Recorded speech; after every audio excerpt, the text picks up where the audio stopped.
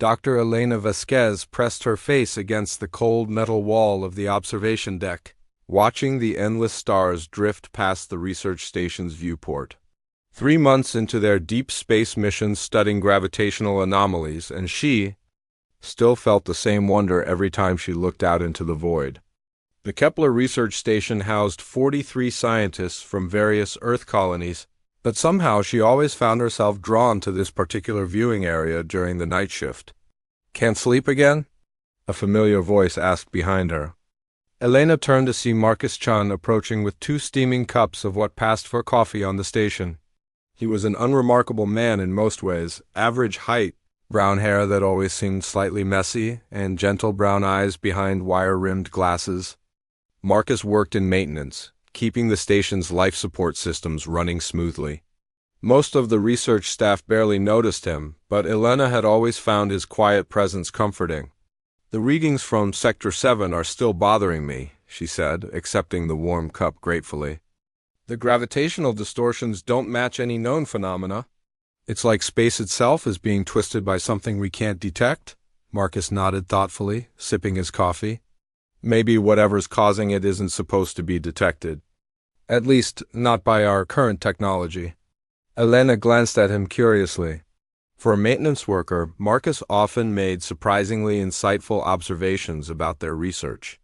She'd noticed it before, the way he seemed to understand complex scientific concepts that should have been far outside his field of expertise. You could probably handle research work yourself," she said. "Your understanding of theoretical physics is better than some of the doctorate holders on this station." A strange expression crossed Marcus's face, something that might have been sadness or regret. "I'm happy where I am," he said quietly. "Sometimes it's better to stay in the background." Before Elena could ask what he meant, the station's emergency alarm began blaring. Red lights flashed throughout the observation deck as Captain Morrison's voice crackled over the intercom. "All personnel to emergency stations.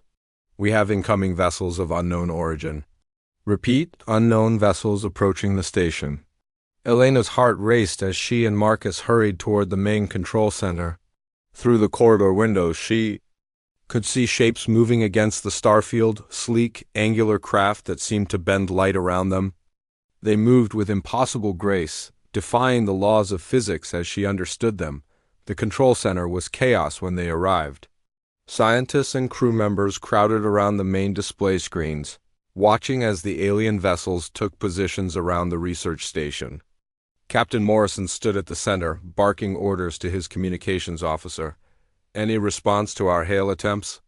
Morrison demanded. "Nothing, sir. They're not responding to any frequency we've tried." Elena pushed closer to get a better view of the ships. They were beautiful in their alien design, but something about their positioning made her stomach clench with fear. These weren't exploration vessels, they were predators circling prey. "Sir," the sensor operator called out, his voice tight with worry. "I'm reading massive energy buildups across their fleet. Whatever they're preparing to do, it's going to be big." Marcus had been standing quietly beside Elena, but now he stepped forward. "Captain, you need to get everyone to the emergency pods." Now, Morrison turned, irritation clear on his face. "Chun, this isn't the time for maintenance concerns. We need to figure out what these beings want." "They want to study you," Marcus said, his voice carrying a strange authority that Elena had never heard before. "Your species shows promise, but they need to test your survival instincts first. The next few minutes will determine whether humanity is worth preserving or if you should be catalogued and forgotten." The control center fell silent except for the hum of electronics and the distant vibration of the alien ship's engines. Everyone stared at Marcus, but Elena noticed something that made her breath catch. His eyes had changed.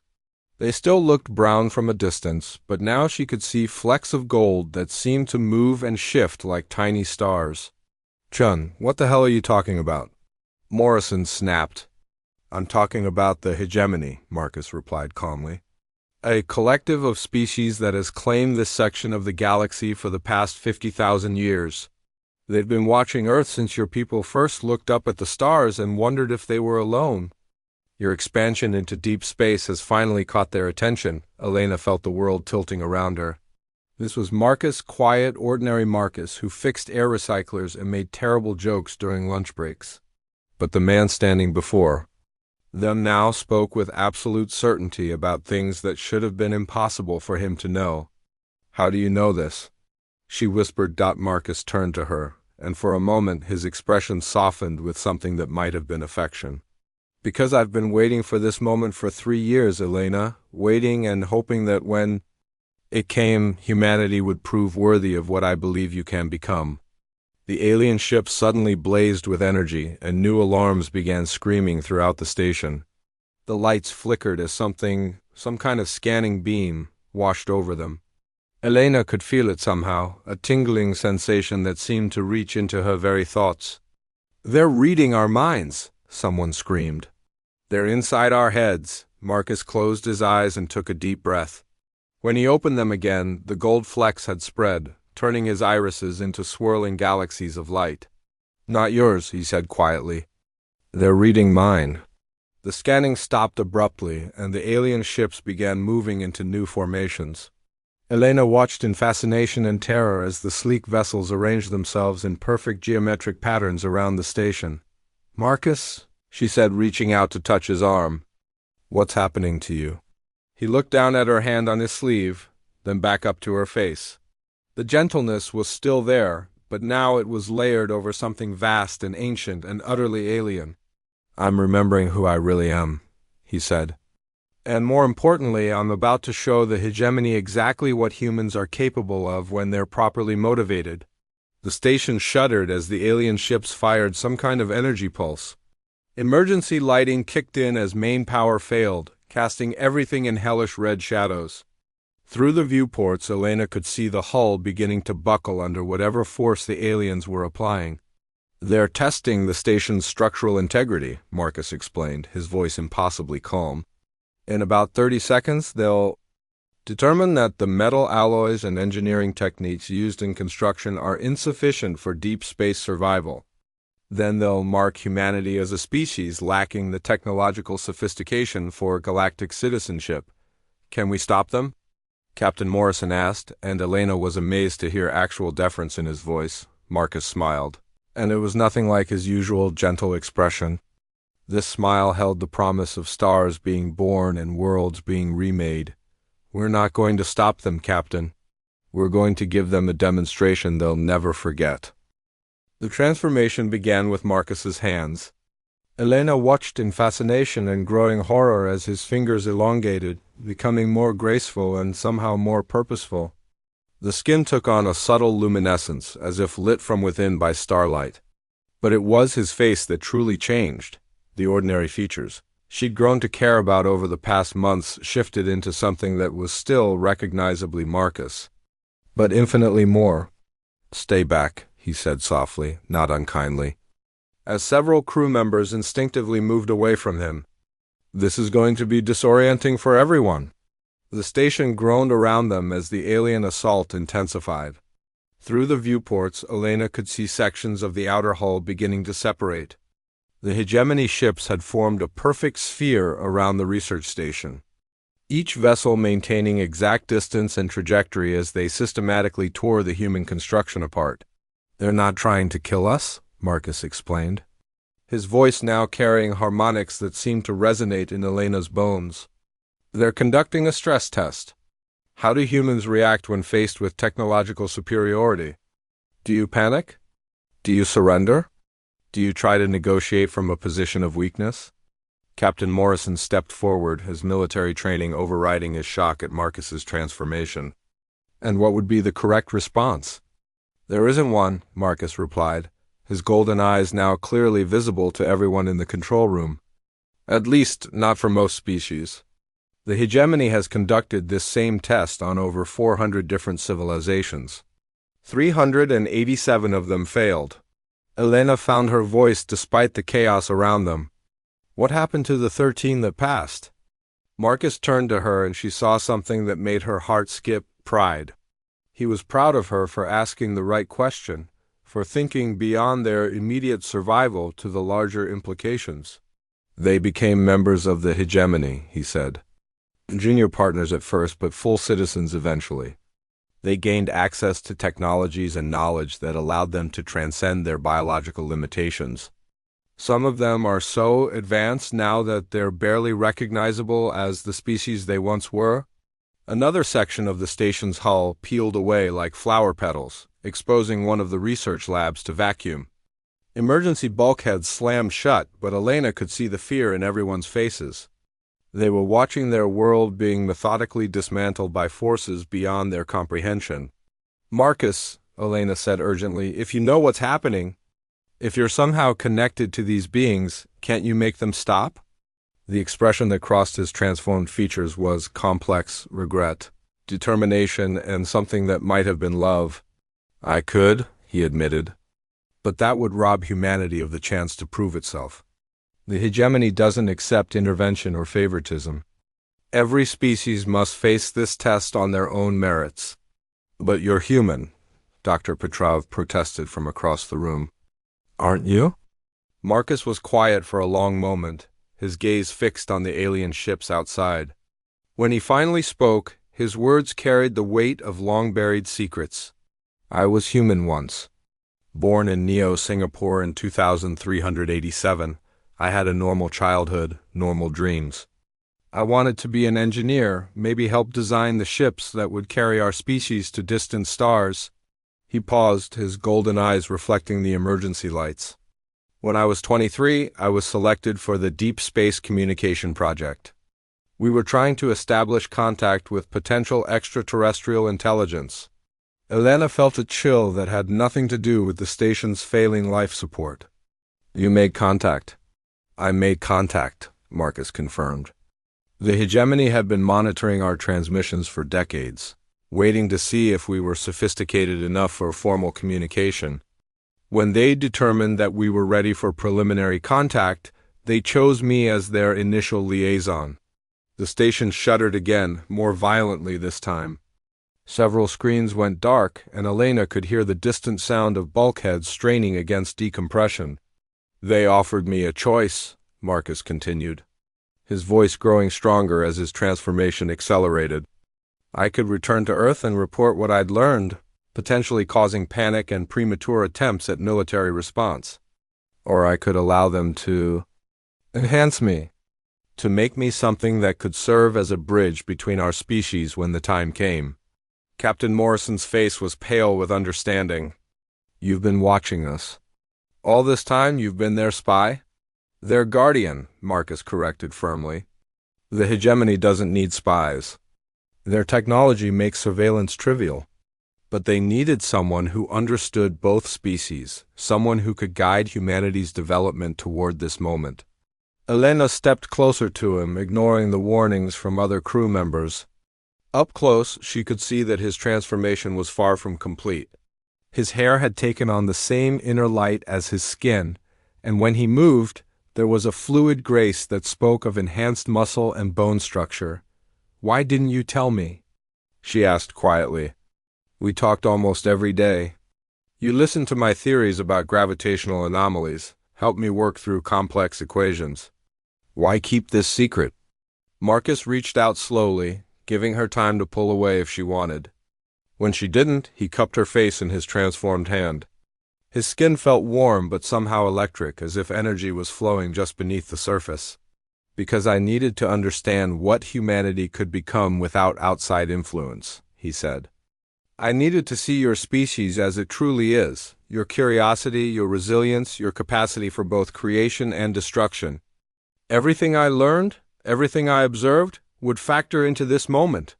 The alien ships suddenly ceased their attack. The station still groaned and listed, huge sections missing and atmosphere bleeding into space, but the immediate assault had stopped. Through the damaged viewports, Elena could see the hegemony vessels repositioning themselves into new formations. "What's happening?" Someone called out. Marcus closed his eyes, and Elena could see his transformation reaching some kind of crescendo. When he opened them again, his gaze seemed to look through dimensions she couldn't perceive. "They're waiting," he said. "The first phase of the test is complete. They've demonstrated that human technology is insufficient to resist their forces. Now comes the real test. How will humanity respond to absolute powerlessness? And if we respond incorrectly? Captain Morrison asked. Then the station will be completely destroyed. All records of this encounter will be erased, and Earth will be marked as a species not ready for galactic contact. Your people will continue developing in isolation until either they advance sufficiently on their own, or until they destroy themselves. Elena felt tears she didn't realize she'd been holding back start to flow down her cheeks. And if we respond correctly? Marcus smiled again, and this time it was purely human despite his transformed appearance. Then I get to show the hegemony something they've never seen before in 400 previous encounters. I get to show them what happens when you don't just test humanity, you threaten something a human loves. He stepped away from her and moved toward the center of the control room. As he walked, his transformation completed itself. His ordinary maintenance uniform dissolved away, replaced by something that looked like liquid starlight shaped into clothing. His body lengthened and strengthened, and when he spread his arms, Elena could see energy beginning to gather around him.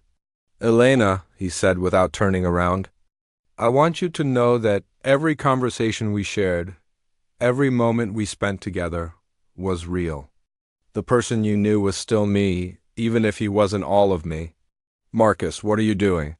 He looked back at her one final time, and in his transformed features she could still see the gentle man who had brought her coffee, and listened to her theories about impossible physics. I'm about to give the hegemony their 13th successful test result, he said. And more importantly, I'm about to teach them why you never, ever threaten something a human considers worth protecting.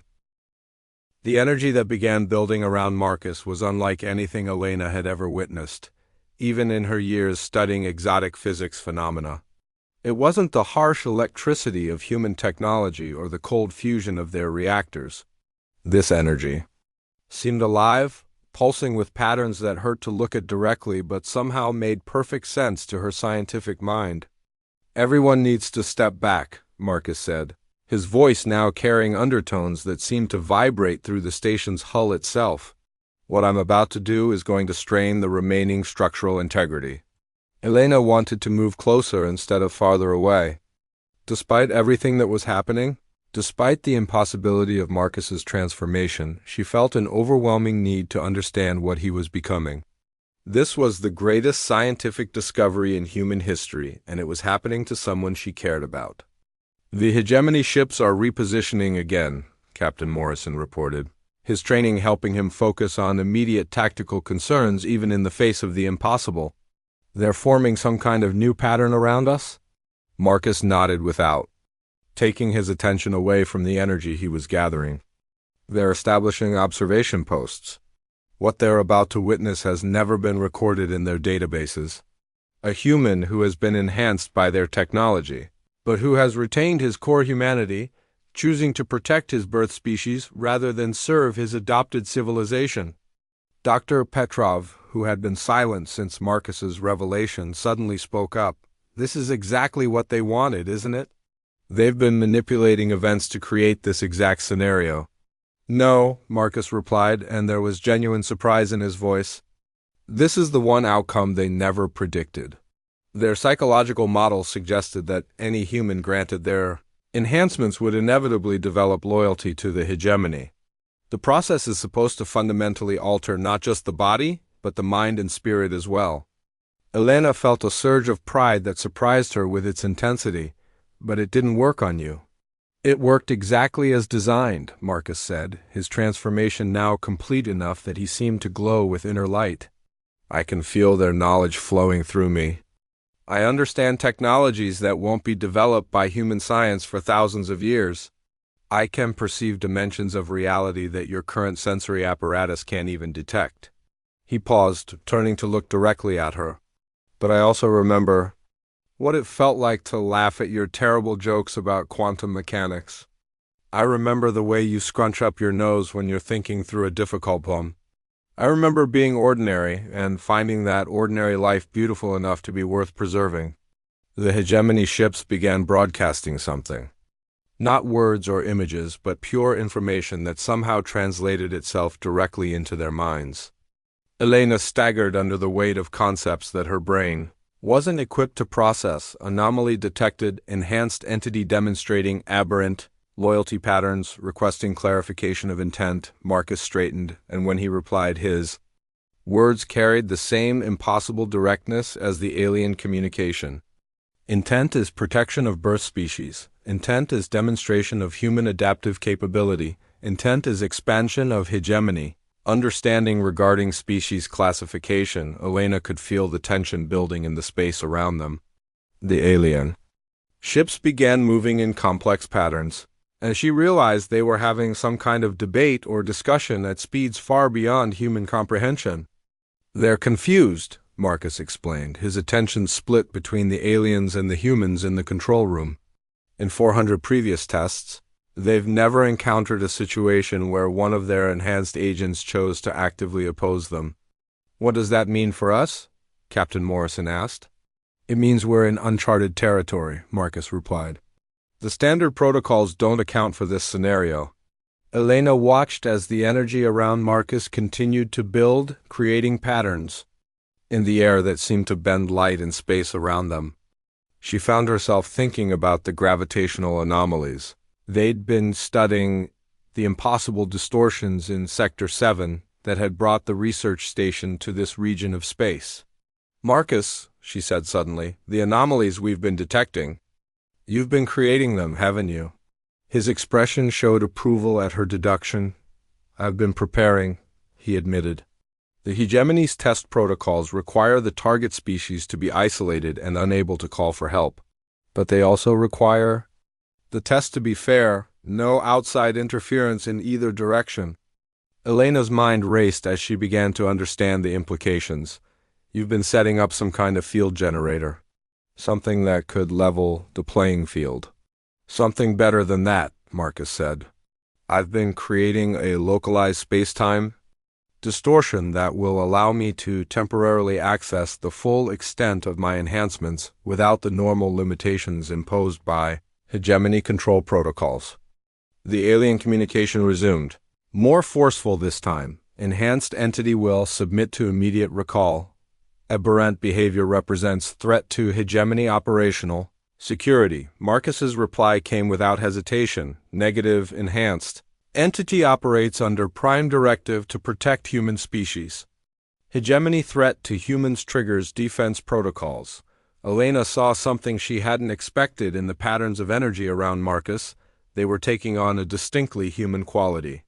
Whatever the hegemony had done to enhance him, his humanity, was somehow reshaping their technology into something new. "They're getting angry," Dr. Petrov observed, watching the increasingly aggressive movements of the alien ships. "They're getting scared," Marcus corrected. "They've built their entire civilization on the assumption that their enhancement process creates absolute loyalty. If that assumption is wrong, if humans can be enhanced while retaining independent will, it threatens the foundation of their society." The station shuddered again, but this time it wasn't from external attack. The tremor seemed to come from Marcus himself as the energy around him reached critical levels. "Elena," he said urgently, "I need you to understand something. What I'm about to do will prove that humans deserve membership in the galactic community. But it's also going to make me a target. The hegemony can't allow the precedent I'm setting to spread to other species." She stepped toward him despite the danger, despite the energy that made her skin tingle and her hair stand on end. "What are you saying?" "I'm saying that after today I won't be able to stay with the human community. My presence would make Earth a target for hegemony retaliation.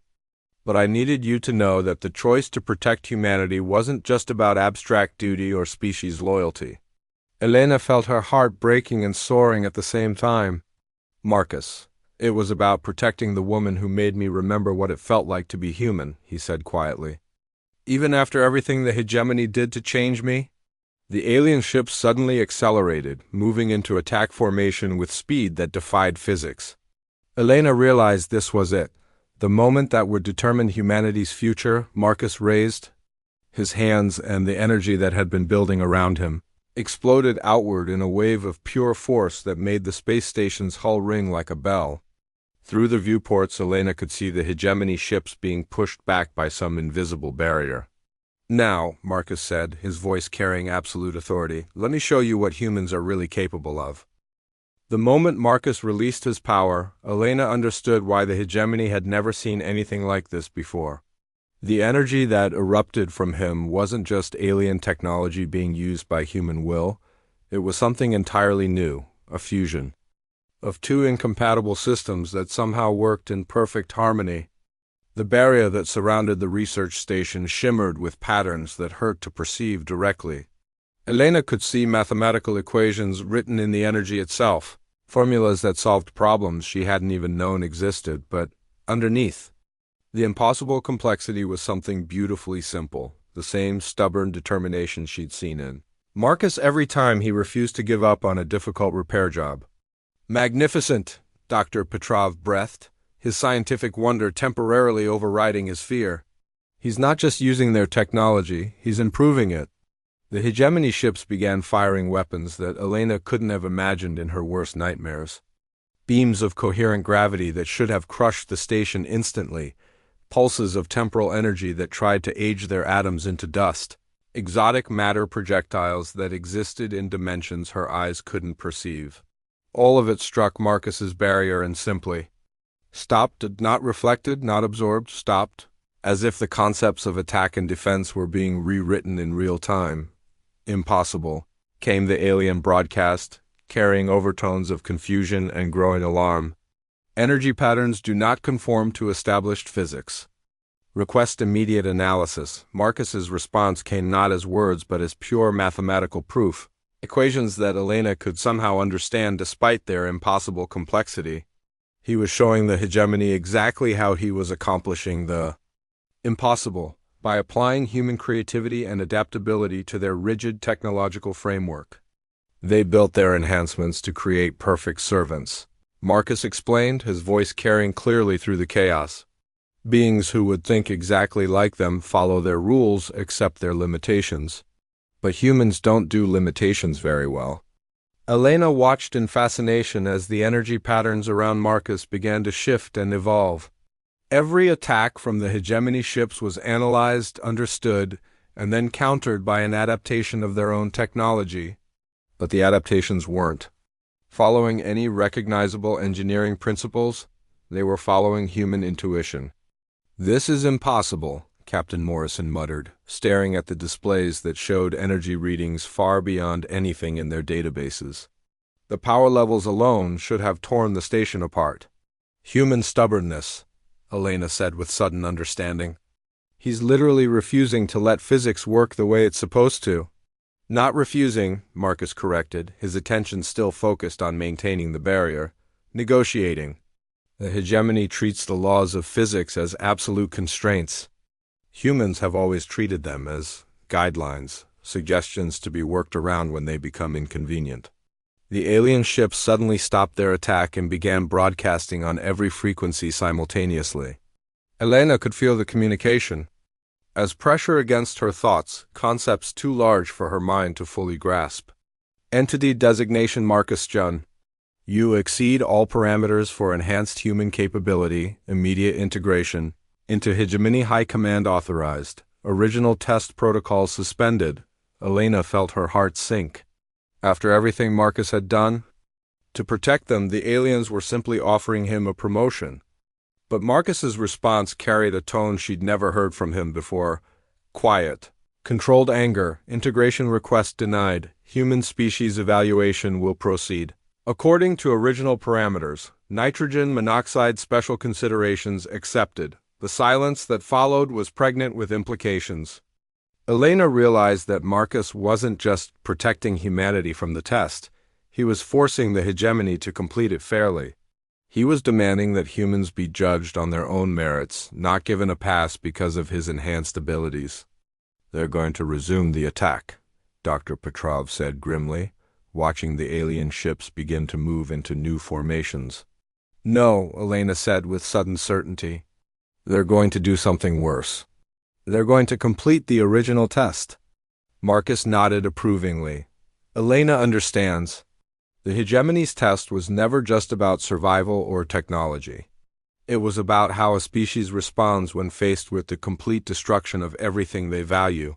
The alien ships moved with deliberate precision, taking positions that Elena recognized from her gravitational studies.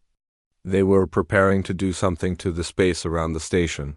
Something that would affect more than just their small research outpost. Final test phase initiated. Target species will demonstrate response to existential threat scenario. Earth planetary destruction sequence commencing. Elena felt the blood drain from her face. Through the viewports, she could see energy building between the alien ships, the same impossible energies Marcus was wielding, but focused with deadly intent. "They're going to destroy Earth," Captain Morrison said, his military training finally failing him in the face of absolute powerlessness. "No," Marcus said firmly. "They're going to threaten to destroy Earth. The test is to see how humans respond to that threat. Do you panic? Do you beg? Do you try to negotiate? Or do you do something that surprises them?" Elena looked around the control room at her colleagues, scientists, engineers, crew members who had dedicated their lives to pushing the boundaries of human knowledge and capability. She saw fear in their faces, but she also saw something else. The same stubborn refusal to accept limitations that Marcus had talked about. What would surprise them? She asked. Marcus smiled, and for a moment he looked exactly like the ordinary maintenance worker she'd fallen for. Show them that humans don't just fight to survive. Show them that humans fight to protect others even when it's hopeless. Captain Morrison straightened, his military bearing returning. "All hands, this is the captain. We are facing a threat to our homeworld and our species. I know we're just a research station with no weapons and no military capability, but we represent humanity out here, and I'll be damned if we're going to go quietly." Elena felt something stirring in her chest, the same feeling she got when she was on the verge of a breakthrough in her research. The moment when impossible problems suddenly revealed elegant solutions. "Marcus," she said urgently, "the gravitational anomalies you created. They're not just for enhancing your abilities, are they? You built something. A weapon or a shield or something else entirely." His smile widened. "I built a choice, Elena. The hegemony is about to learn that when you threaten humanity with extinction, humans don't just fight back with whatever weapons they have available. The energy between the alien ships reached critical levels, forming what Elena recognized as some kind of interstellar destruction beam aimed directly at Earth's coordinates. "They fight back with weapons they invent on the spot," Marcus continued. "And sometimes those improvised weapons change the balance of power in the entire galaxy." Elena watched as Marcus prepared to do something that would either save humanity or doom them all. But as she looked at his transformed features lit by the glow of impossible energies, she realized she wasn't afraid anymore. She was proud to be human, proud to be part of a species that could take alien technology and make it better through sheer audacity, and proud to stand with someone who had been given the chance to become something greater than human, but had chosen to remain human where it mattered most. "Do it," she said quietly. "Show them what we're really made of." Marcus stepped into the center of the control room and began to change again. But this transformation was different from before, where his earlier changes had been about becoming something more than human. This felt like him becoming the most human he had ever been.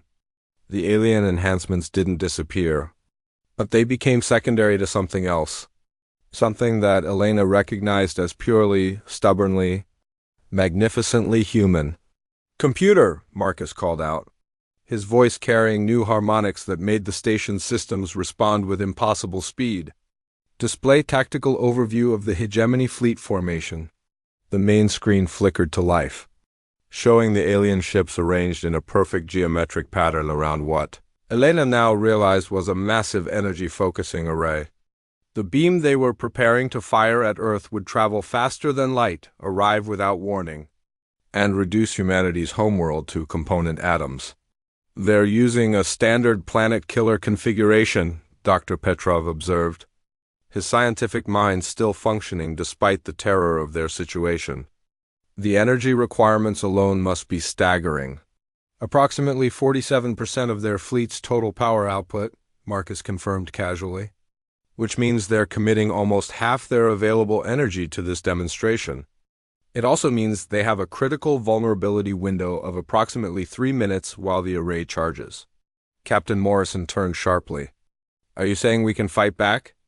I'm saying we can do something they've never seen before, Marcus replied. Elena, I need you to take manual control of the gravitational sensors in Sector 7.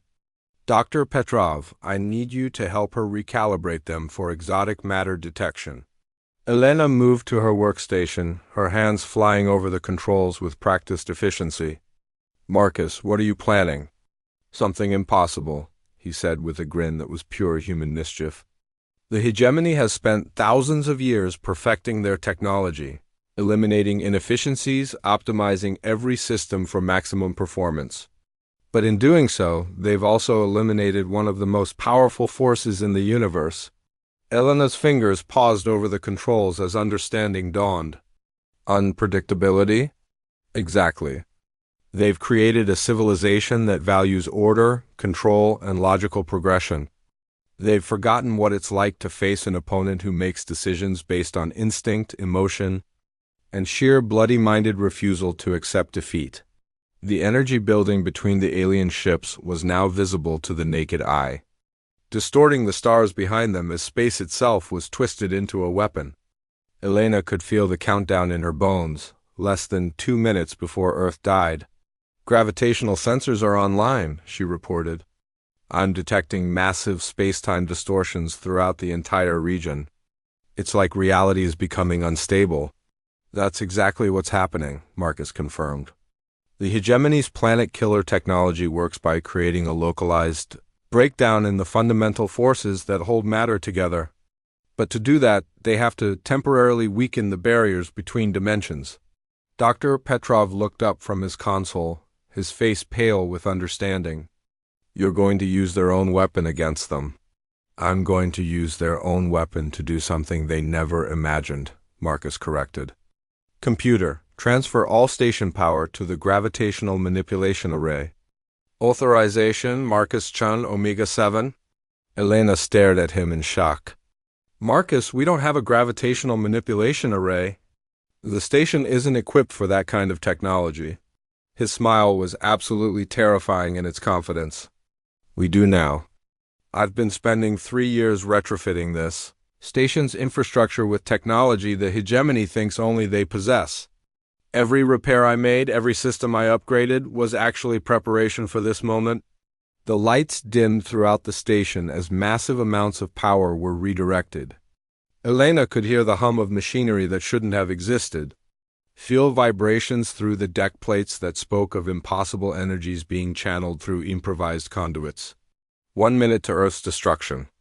Captain Morrison announced grimly. Elena watched the energy readings on her screen climb to levels that should have been physically impossible for their equipment to handle.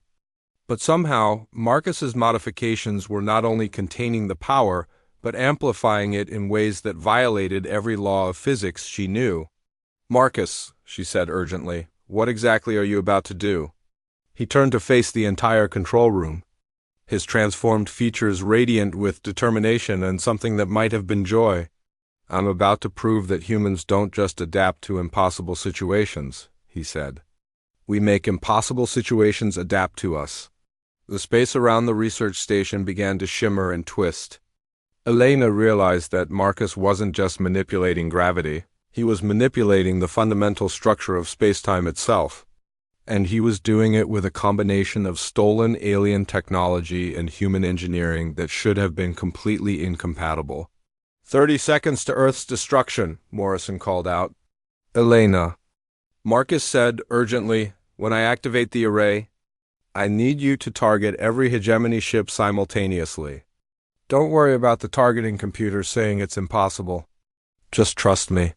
Elena's hands moved over her controls, locking onto the alien vessels despite her instruments insisting that what she was attempting couldn't be done. The targeting system kept displaying error messages, but somehow the locks held steady. 20 seconds. Dr. Petrov, I need you to monitor the exotic matter fluctuations. When you see them spike beyond redline levels, that's when we'll know it's working. Petrov's readings were already well beyond any safe parameters. Marcus, if this goes wrong, we could tear a hole in space-time itself. Doctor, Marcus said with absolute calm, if this goes wrong, there won't be anyone left to worry about holes in space-time. 10 seconds to Earth's destruction. Elena could see the alien weapon reaching critical charge levels. In moments, humanity's homeworld would simply cease to exist. Unless Marcus's impossible plan actually worked. 5 seconds. Do it, Elena whispered. Marcus spread his arms wide. And every system on the station that he had modified over the past 3 years came online simultaneously. The gravitational array activated space-time manipulation fields engaged, and exotic matter conduits that shouldn't have been possible began channeling energies that defied description. 0. Earth destruction commencing. The alien weapon fired. And Marcus Chun, ordinary maintenance worker turned impossible guardian, reached out with enhanced abilities, human determination, and 3 years of careful preparation and caught a planet-killer beam in his bare hands. Now, he said quietly, let me show the hegemony what happens when you threaten something a human loves. Elena watched in awe as Marcus began to turn the alien weapon back on itself, redirecting the energies that would have destroyed Earth toward the ships that had fired them. But even more incredible than the raw power display was the expression on his face, not rage or hatred, but the same gentle determination she'd seen when he fixed a broken life support system or helped her work through a difficult equation. He was protecting them because that's what humans did. Not for glory or recognition or even survival, but simply because it was right. The hegemony was about to learn why 13 species had passed their test, and why the 14th was going to rewrite the rules entirely. Marcus stepped into the center of the control room and began to change again. But this transformation was different from before, where his earlier changes had been about becoming something more than human. This felt like him becoming the most human he had ever been. The alien enhancements didn't disappear, but they became secondary to something else. Something that Elena recognized as purely, stubbornly, magnificently human. Computer, Marcus called out, his voice carrying new harmonics that made the station's systems respond with impossible speed. Display tactical overview of the hegemony fleet formation. The main screen flickered to life, showing the alien ships arranged in a perfect geometric pattern around what Elena now realized was a massive energy-focusing array. The beam they were preparing to fire at Earth would travel faster than light, arrive without warning, and reduce humanity's homeworld to component atoms. They're using a standard planet-killer configuration, Dr. Petrov observed, his scientific mind still functioning despite the terror of their situation. The energy requirements alone must be staggering. Approximately 47% of their fleet's total power output, Marcus confirmed casually, which means they're committing almost half their available energy to this demonstration. It also means they have a critical vulnerability window of approximately 3 minutes while the array charges. Captain Morrison turned sharply. Are you saying we can fight back? I'm saying we can do something they've never seen before, Marcus replied. Elena, I need you to take manual control of the gravitational sensors in Sector 7. Dr. Petrov, I need you to help her recalibrate them for exotic matter detection. Elena moved to her workstation, her hands flying over the controls with practiced efficiency. Marcus, what are you planning? Something impossible, he said with a grin that was pure human mischief. The hegemony has spent thousands of years perfecting their technology, eliminating inefficiencies, optimizing every system for maximum performance. But in doing so, they've also eliminated one of the most powerful forces in the universe. Elena's fingers paused over the controls as understanding dawned. Unpredictability. Exactly. They've created a civilization that values order, control, and logical progression. They've forgotten what it's like to face an opponent who makes decisions based on instinct, emotion, and sheer bloody-minded refusal to accept defeat. The energy building between the alien ships was now visible to the naked eye, distorting the stars behind them as space itself was twisted into a weapon. Elena could feel the countdown in her bones, less than 2 minutes before Earth died. Gravitational sensors are online, she reported. I'm detecting massive space-time distortions throughout the entire region. It's like reality is becoming unstable. That's exactly what's happening, Marcus confirmed. The hegemony's planet killer technology works by creating a localized breakdown in the fundamental forces that hold matter together. But to do that, they have to temporarily weaken the barriers between dimensions. Dr. Petrov looked up from his console, his face pale with understanding. You're going to use their own weapon against them. I'm going to use their own weapon to do something they never imagined, Marcus corrected. Computer, transfer all station power to the gravitational manipulation array.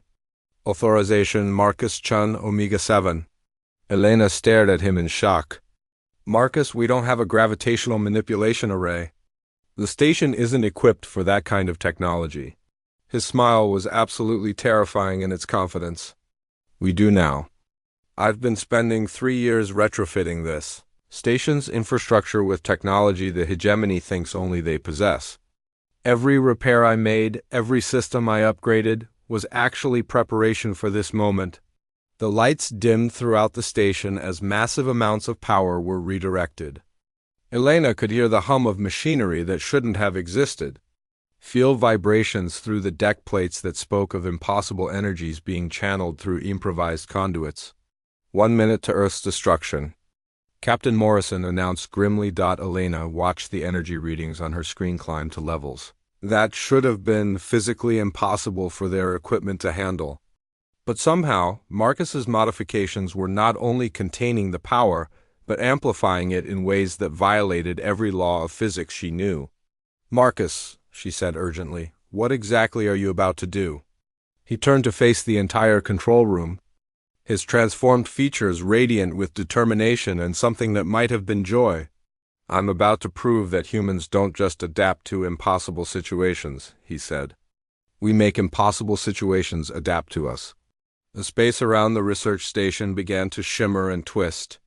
Elena realized that Marcus wasn't just manipulating gravity. He was manipulating the fundamental structure of space-time itself. And he was doing it with a combination of stolen alien technology and human engineering that should have been completely incompatible. 30 seconds to Earth's destruction, Morrison called out. Elena, Marcus said urgently, when I activate the array, I need you to target every hegemony ship simultaneously. Don't worry about the targeting computer saying it's impossible. Just trust me.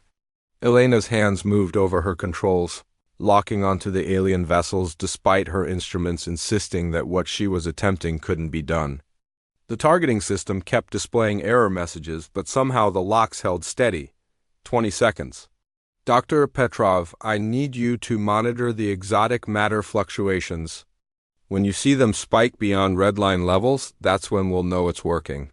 Petrov's readings were already well beyond any safe parameters.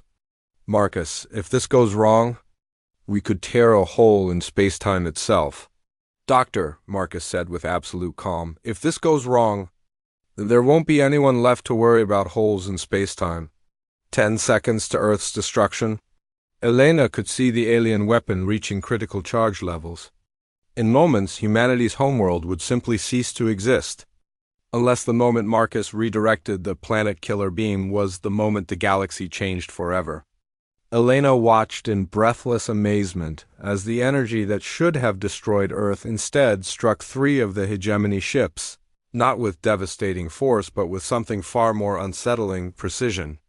The alien vessels didn't explode or disintegrate. They simply stopped working, their crews suddenly finding themselves experiencing what it felt like to be helpless, impossible energy. Redirection of this magnitude requires computational resources. Beyond organic capability, Marcus's response came not as words but as laughter, pure, human. Joyful laughter that somehow translated across species barriers, computational resources designated as human stubbornness, enhanced by 3 years of really good coffee and excellent company. Elena felt tears streaming down her face as she realized what Marcus had done. He hadn't just turned the weapon against the hegemony ships, he'd used it to prove a point that would resonate throughout their entire civilization. The most advanced species in the galaxy had just been defeated by someone who fixed air recyclers and made terrible jokes during lunch breaks. "Status report on the hegemony fleet," Captain Morrison demanded. His military training helping him focus on practical concerns. Elena checked her instruments, hardly believing what she was seeing. 60% of their ships are experiencing complete system failures. The rest they're retreating to minimum safe distance. "They're scared," Dr. Petrov said with wonder. "The most advanced civilization in the galaxy is actually scared of us." "Not of humanity," Marcus corrected, the energy around him finally beginning to stabilize. "They're scared of what humanity represents: change, growth, the possibility that their perfect, ordered universe might have room for something genuinely new." The alien communication resumed, but now it carried undertones of something Elena had never heard from the hegemony before. Respect tinged with wariness, human designated Marcus Jun. "Analysis of your actions indicates capabilities beyond current hegemony understanding. Request clarification. Are you representative of standard human potential?" Marcus looked around the control room at the faces of his colleagues. Scientists who had spent their careers pushing the boundaries of knowledge, engineers who solved impossible problems with limited resources, crew members who had volunteered to spend years in deep space for the chance to explore the unknown. Affirmative, I am completely representative of human potential. When properly motivated, Elena saw understanding dawn in the eyes of everyone present. Marcus wasn't claiming to be special or unique.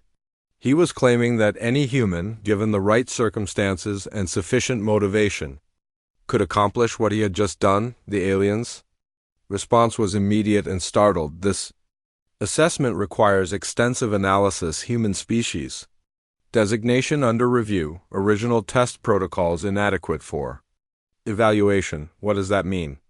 Captain Morrison asked. Marcus was changing again, but this time his transformation was gentler. The harsh alien modifications were settling into something more balanced, more human. He still glowed with inner light, still moved with enhanced grace, but Elena could see the man she'd fallen for showing through more clearly. "It means they're going to do something unprecedented," Marcus explained. "They're going to admit that their testing protocols might be flawed. For a civilization that's based its entire expansion on the assumption that they can,